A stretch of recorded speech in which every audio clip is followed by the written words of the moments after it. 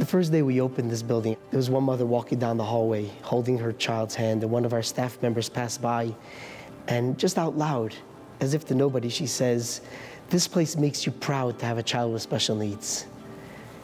When I heard that, that was it. It was worth the entire project.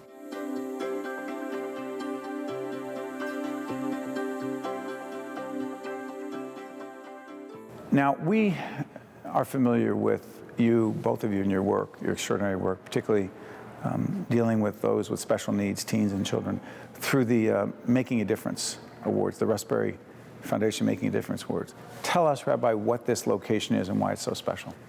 There's times when there's opportunities and responsibilities. And from when we started the Friendship Circle, that's the type of response that we always felt we needed to step up and make a difference. The families were coming to us, they were asking for programs, they were asking for opportunities for their children. As those children grew to teens, to young adults, we needed to respond, and this is just an expansion of that. New Jersey has the highest rate of autism. In the nation? In the nation, and therefore across the world, because the United States has the highest rate of autism. Essex County has the highest rate of autism in New Jersey. So this really puts this building in the epicenter, and therefore in the opportunity responsibility. I mean, there's a Jersey Shore room. There's a room where there's a bank over here. There's a pool that's being built.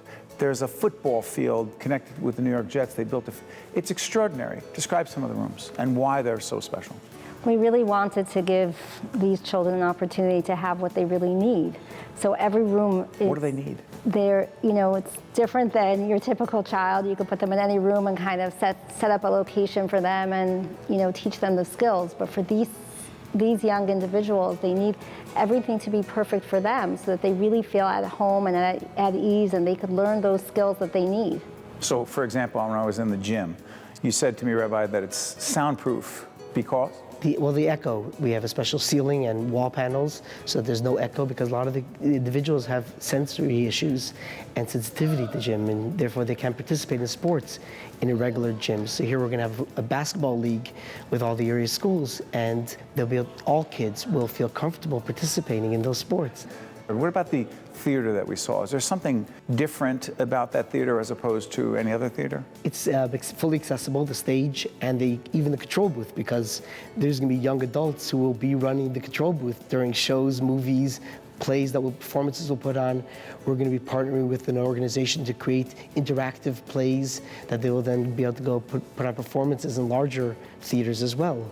So in this village, you're going to have banks who are going to send their tellers here to be tellers in our bank, and similarly with all the different spaces, so that the real world comes here and they meet together and they experience life together. Children will have programs together in this facility.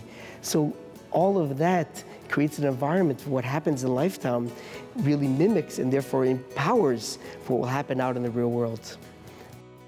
From your experience, Doctor, what is it that most of us say we want to be helpful, the average person out there, but who does not have direct experience with a child with autism, a child with special needs? What is it that we misunderstand about them?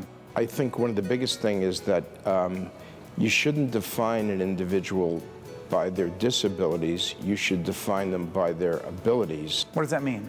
Just because an individual may have a disability, that doesn't mean that they can't learn and they can't do other activities if you give them the proper accommodations and supports. LifeTown offers an opportunity for children who are way too often isolated to not just experience life in a more vibrant way, but the idea of interacting with others, as you say, normal teens who do not have these issues. What it does for them is one thing, the children with special needs, but what does it do for the teenager who's volunteering here? There's over 1,000 volunteers. What does it do for them? They begin to understand that just because children with disabilities are different doesn't mean that they don't have other abilities and that they can't be successful.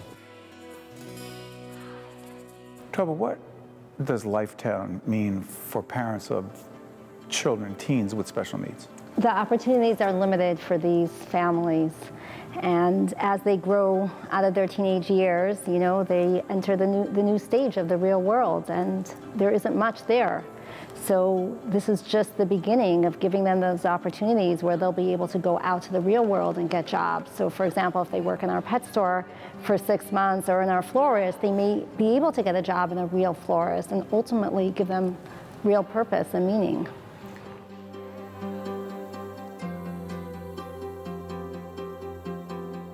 Barbara, tell us about Jonathan. Jonathan is a very active, lively, energetic, social adult with special needs who's been involved in the special needs Friendship Circle program since. Friendship Circle is part of what's going on here. He was one of the first 5 children who were involved in the Friendship Circle. Jonathan being 28. Finding important, valuable, meaningful activities for Jonathan more difficult after a certain age?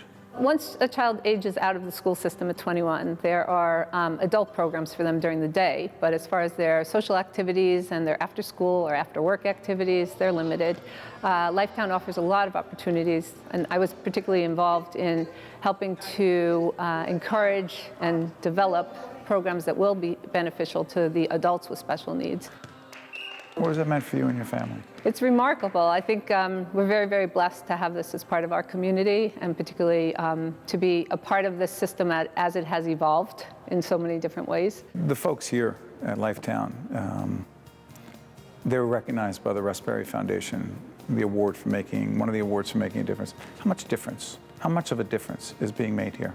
Will be made here as well? What's most remarkable is that initially this started as just an idea, and together with the support of the community, many families with special needs, we've all come together, and this has become a hub where we all feel comfortable and we can continue to support one another and know that our children are being taken care of. Scale from 1 to 10, final question. How happy is Jonathan when he's here? Oh, I think it's well beyond 10.